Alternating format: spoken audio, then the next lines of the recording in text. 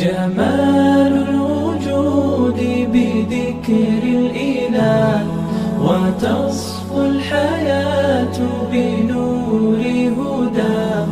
جمال الوجود بذكر الإله. السلام علیکم ورحمۃ اللہ وبرکاتہ. نحمدہ ونصلی علی رسولہ الکریم، اما بعد. میں ہوں یامین ملک اور آپ دیکھ رہے ہیں میرا یوٹیوب چینل فہم و عمل. چینل کو سبسکرائب، لائک اور شیئر بھی کریں اور بیل آئیکن کا بٹن بھی دبا دیں. آج ہم انشاءاللہ اللہ تعالیٰ کی توفیق سے سورہ بقرہ کی آیت نمبر 20 کے پہلے حصے کا لفظ مطلب اس کے روٹ ورڈ یعنی مادہ کے حوالے سے سمجھنے کی سعادت حاصل کریں گے.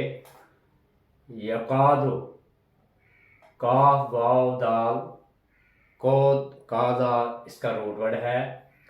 قریب تھا کہ، البرق، با را قاف برق، برق بجلی کو کہتے ہیں. یختف، دو لفظ ہیں، یا زبر یا وہ. خطف، خا تو فا، خطفا اچک لینا. ابصارہم، ابصار، با صاد را بصر، دیکھنا، نگاہیں. ہم، ان کی. یقاد البرق، قریب تھا کہ بجلی. یختف، اچک لے. ابصارہم، ان کی آنکھیں، ان کی نگاہیں. کلما، جب کبھی. اضاء، داد واو حمزہ دو، دیا روشنی. روٹ ورڈ اس کا ہے داد واو حمزہ. لہم، دو لفظ ہیں، لم تبرلا کے لیے. ہم، ان کے لیے. مشو، میم شین یا، مشو پیدل چلنا، مشی پیدل چلنے کو کہتے ہیں.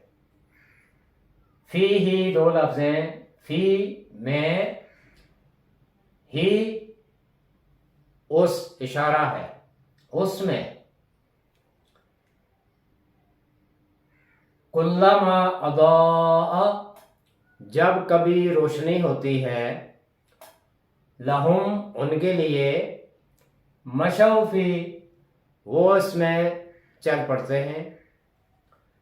وَإِذَا، اور جب. واو اور اذا جب.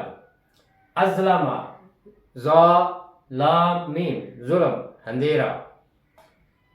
علیہم، علا پر، اوپر یا خلاف. ہم، ان کے.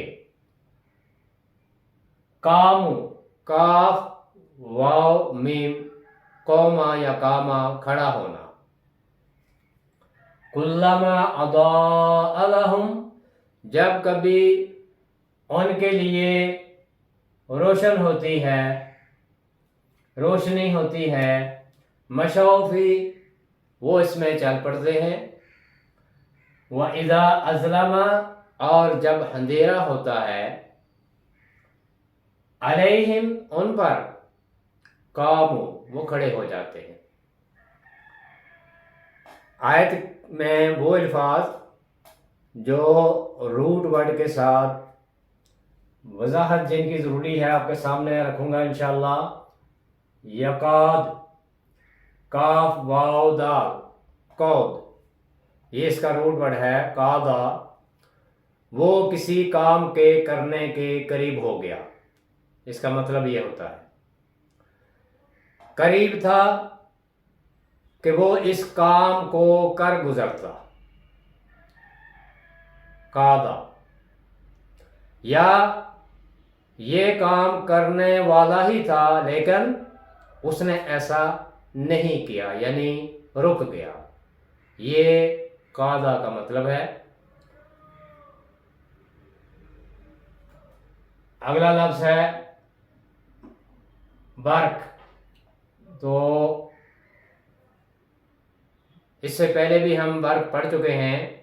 برق کہتے ہیں آسمانی بجلی کو. با را قاف برق اس کا روٹ ورڈ ہے. آسمانی بجلی کو کہتے ہیں جو بادلوں میں چمکتی ہے، یعنی بجلی اور بجلی کی چمک، بجلی کی روشنی.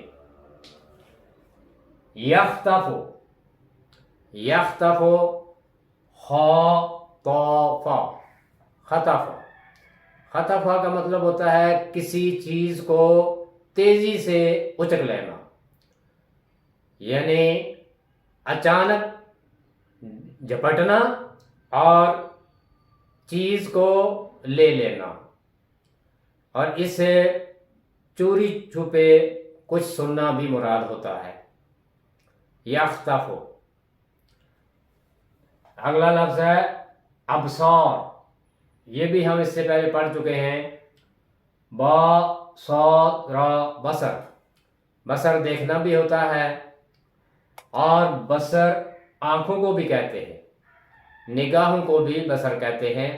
اور بصیرت دیکھنا ہوتا ہے دل کی روشنی سے، یعنی وہ دیکھنا جو دل کی روشنی سے دیکھنا ہو اس کو بصیرت کہتے ہیں. ایک دیکھنا ہوتا ہے نظارہ، آنکھ سے دیکھنا، لیکن ایک دیکھنا باریکی میں ہوتا ہے جسے ہم بصیرت کہتے ہیں، یعنی دل کی روشنی سے دیکھنا. کیونکہ آنکھیں تو اندھی ہو سکتی ہیں لیکن دل اندھے نہیں ہوتے، اور اگر دل اندھے ہیں تو پھر آنکھیں بھی کچھ نہیں دکھا سکتی. تو جو کچھ دل میں ہوتا ہے وہی آنکھیں بھی دکھاتی ہیں. اگلا لفظ ہے اضاء. یہ بھی ہم اس سے پہلے پڑھ چکے ہیں. ضاد واو حمزہ. اضاء دیا، دو روشنی، نور کو کہتے ہیں. مشو یہ ایک نیا لفظ ہے. میم شین یا مشی. مشی کہتے ہیں پیدل چلنے کو. میم شین یا مشی پیدل چلنے کو کہتے ہیں، یعنی پاؤں پر چلنا. اسی سے پھر وہ جانور جو اپنے پاؤں پر چلتے ہیں انہیں چوپائے کہا جاتا ہے. اور مواشی اسی سے مویشی بھی ہے، یہی روٹ ورڈ ہے. مویشی جانور بھی انہیں کہتے ہیں جو اپنے پاؤں پر چلتے ہیں. تو مشو یا مشی کا مطلب ہوتا ہے پیدل چلنا. ازلم، ازلم ظلم، ظلم، یہ اس کا روٹ ورڈ ہے اور اس کا مطلب ہے اندھیرا. یہ لفظ بھی ہم اس سے پہلے پڑھ چکے ہیں. کسی چیز کو اپنی جگہ پر نہ رکھنا، حق ادا نہ کرنا، واجبات پورے نہ کرنا، اللہ اور بندوں کے حقوق میں کمی کرنا، یہ ظلم کہلاتا ہے. اور خود اپنی ذات پر ظلم کرنا، کیونکہ اللہ تعالیٰ نے انسان کو اپنی عبادت کے لیے پیدا کیا ہے، لیکن اگر اللہ کے احکامات کے مطابق اپنے تمام اعضاء کو استعمال نہ کیا جائے تو یہ بھی ظلم ہے. کامو، یہ لفظ بھی ہم اس سے پہلے پڑھ چکے ہیں روٹ ورڈ کے ساتھ. کاف واو میم، قوم. کاما، کاما کا مطلب ہوتا ہے کھڑا ہونا، قائم ہونا. قیام اسی سے ہے رکنا کسی جگہ پہ، ٹھہرنا. اور نماز کی حالت میں جب ہم تکبیر اولیٰ کے بعد کھڑے ہوتے ہیں تو رکوع سے پہلے کی جو حالت ہوتی ہے اسے بھی قیام کہا جاتا ہے، کیونکہ اس حالت میں ہم کھڑے ہوتے ہیں۔ تو یہ آیت نمبر 20 کے پہلے حصے کا لفظ مطلب ہے، اور یہ بھی منافقین کے بارے میں ہی ہے۔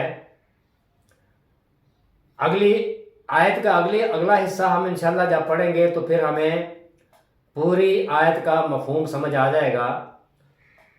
مختصر اس آیت کا لفظ مطلب اور اس کا بامحاورہ مطلب اس طرح سے ہے کہ یکاد البرق، قریب ہے کہ وہ بجلی کی جو چمک ہے یا وہ جو بجلی ہے، یخطف، اچک لے، ابصارہم، ان کی نگاہیں، قریب ہے کہ وہ جو بادلوں میں بجلی کی چمک ہے، وہ چمک ان کی نگاہوں کو اچک لے جائے۔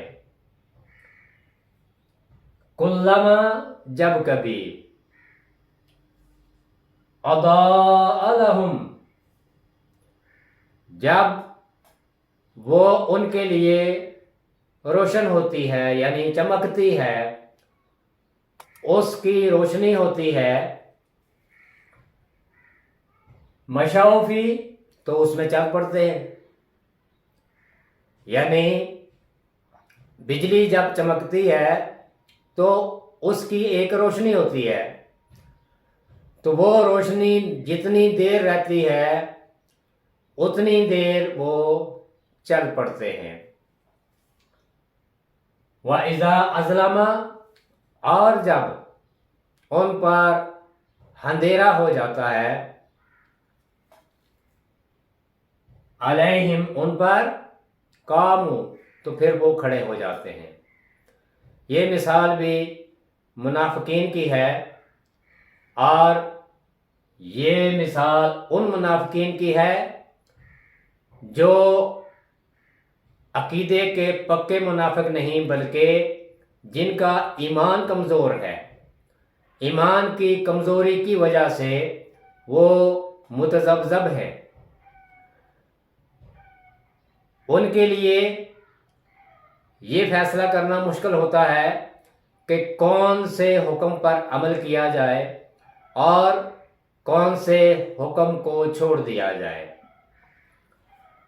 یکاد البرق یخطف ابصارہم، قریب ہے کہ وہ بجلی کی جو چمک ہے ان کی نگاہوں کو اچک لے جائے۔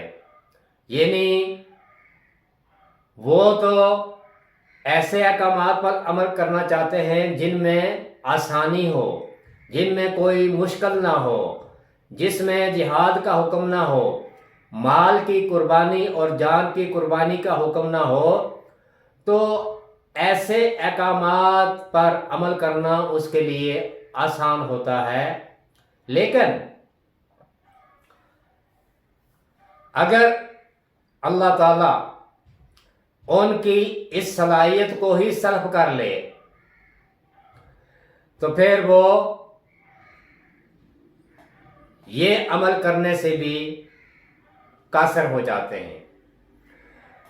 تو چونکہ ان کا ارادہ عمل کرنے کا نہیں ہوتا، مومن ہر عمل عبادت سمجھ کے کرتا ہے، لیکن منافقین پر ہر طرح کا حکم، ہر طرح کا عمل بھاری ہوتا ہے، انہیں موت نظر آتی ہے، اس لیے وہ کوئی بھی کام کرنا نہیں چاہتے، اور اسی لیے پھر وہ غور سے سنتے بھی نہیں۔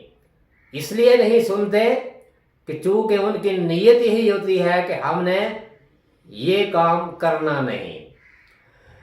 تو یکاد البرق یخطف ابصارہم، قریب ہے کہ بجلی کی وہ جو چمک ہے ان کی نگاہوں کو اچک لے جائے، یعنی اللہ تعالیٰ ان کے دیکھنے کی صلاحیت کو ہی سلب کر دے۔ کلما اضاء لہم مشوا فیہ،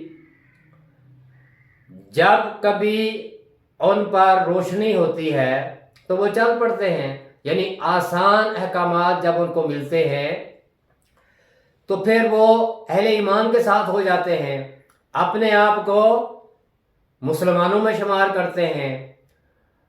وہ ہیں تو مسلمان، لیکن ایمان کی کمزوری کی وجہ سے مشکل احکامات پر عمل نہیں کرنا چاہتے۔